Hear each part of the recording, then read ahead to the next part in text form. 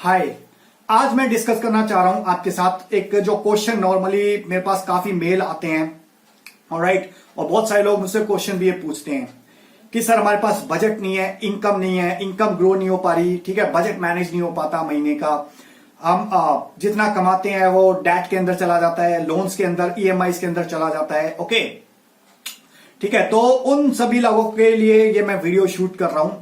तो पहली चीज तो मैं अगर आपके पास कोई बहुत बड़ा डेट आ गया है, लोन्स आ गए हैं, ठीक है, और जो आपकी मेजर इनकम है, जितना भी आप महीने का कमा रहे हो सारा ईएमआई के अंदर चला जाता है, लोन्स के अंदर चला जाता है, तो मेरा आपके सामने कुछ इंपॉर्टेंट मैसेज देना चाहता हूं मैं यहाँ पे। ठीक है, पहली चीज तो बहुत ज्यादा ना डेस्परेट मत हो अगर आपके पास लोन्स हैं, ईएमआईज हैं, ठीक है, और आपकी इनकम कम है और खर्चा ज्यादा है। मेरे ऊपर भी एक टाइम पे ऐसा था, ठीक है, तो मैं समझ सकता हूं सिचुएशन को।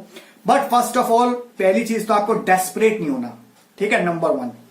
नंबर 2, मैं आपको एक छोटी सी कहानी सुनाता हूं। राम और श्याम दो दोस्त थे। राम और श्याम ने दोनों ने 5 लाख का डेट लिया, लोन लिया।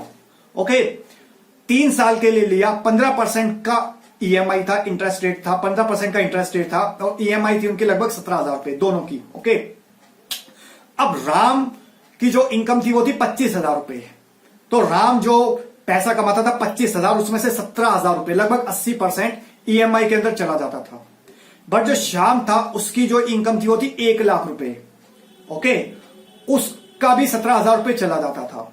तो राम को तो बहुत ज्यादा स्ट्रगल करना पड़ता था अपनी फैमिली को लेके, बहुत सारे डिसीजंस को लेने के लिए बहुत सारा स्ट्रगल करना पड़ता था, क्योंकि वो कमा रहा था 25,000 रुपए और 17-18,000 रुपए ईएमआई के अंदर ही जा रहा था। बचते थे कितने, 8,000 रुपए।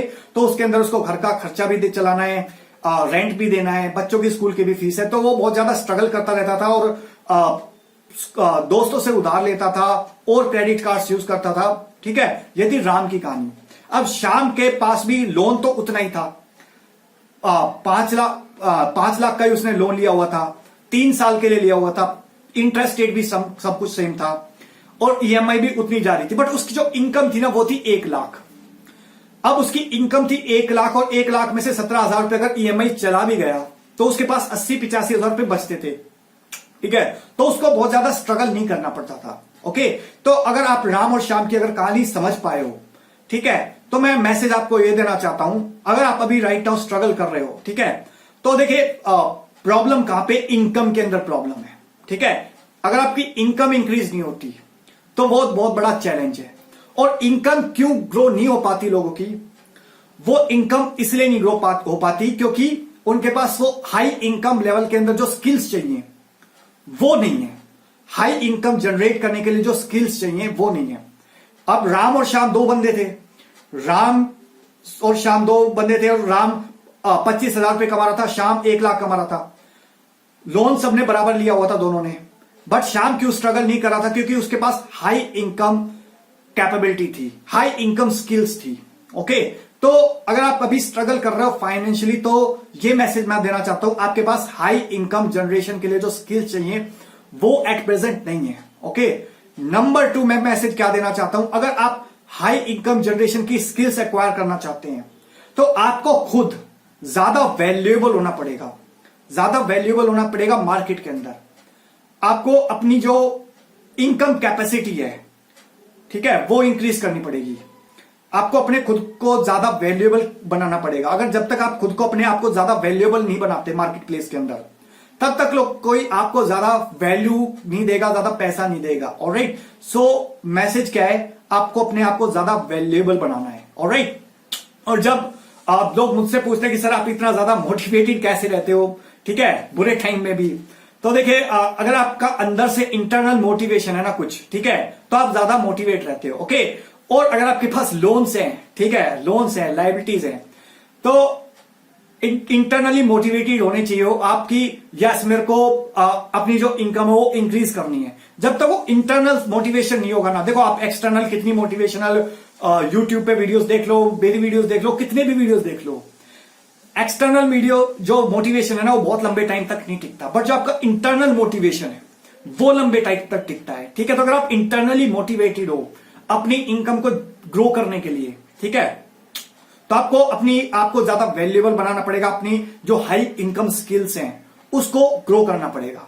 राइट, और अगर आपकी एक बार हाई इनकम स्किल्स बन जाती हैं, ठीक है, तो आप जो डेट है वो भी फास्ट रीपे कर पाओगे, ऑलराइट, और फास्ट मूव आउट कर पाओगे, ठीक है। राम और श्याम के केस के अंदर अगर श्याम के पास 1 लाख की इनकम थी, ठीक है, तो वो अपना जो लोन था वो फास्ट रीपे कर पाएगा, ठीक है, फास्ट रिपेइंग कैपेसिटी है, ऑलराइट। बट जबकि राम की अगर इनकम ही कम है तो उसकी जो रिपेइंग कैपेसिटी है वो भी बहुत लंबे टाइम के अंदर जाके निकलेगी, राइट।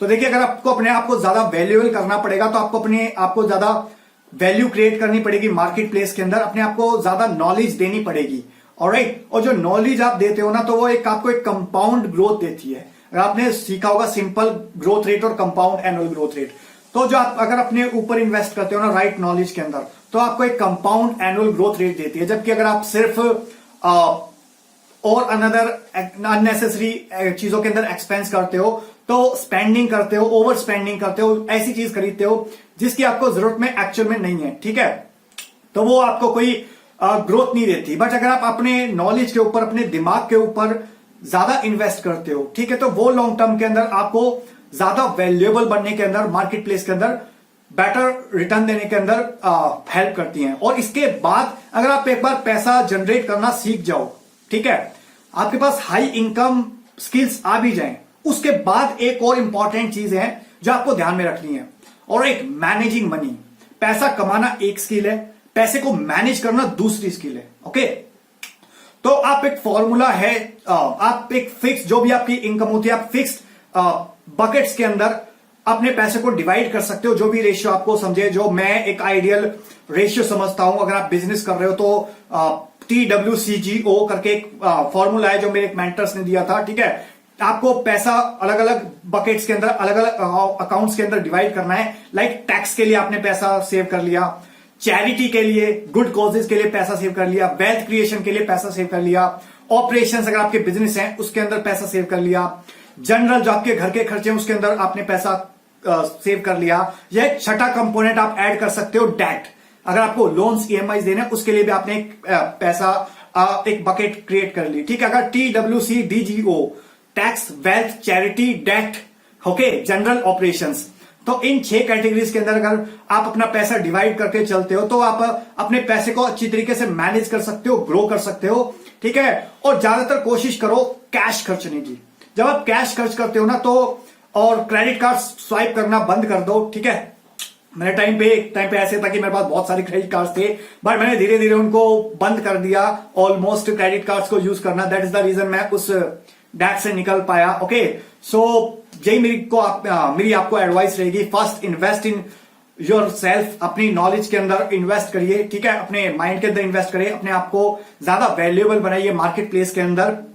और सेकंड, पैसे को अच्छी तरीके से मैनेज करना सीखिए, ऑलराइट। सो ये 2 मैसेज देना चाहता हूं मैं आपको इस वीडियो के अंदर। आई होप आपको ये वीडियो अच्छा लगा होगा, और आप हमारे चैनल के ऊपर फर्स्ट टाइम आए हैं तो प्लीज हमारे चैनल को सब्सक्राइब करना मत भूलना, बेल आइकन हिट करना मत भूलना, ऑलराइट। और आपका कोई भी क्वेश्चन है, कोई सजेशन है इस वीडियो के बारे में, और आपको ये वीडियो कैसा अच्छा लगा, अपने कमेंट नीचे चैट बॉक्स के अंदर, कमेंट सेक्शन के अंदर डाल सकते हैं, alright. So thank you so much guys, bye bye, have a great day.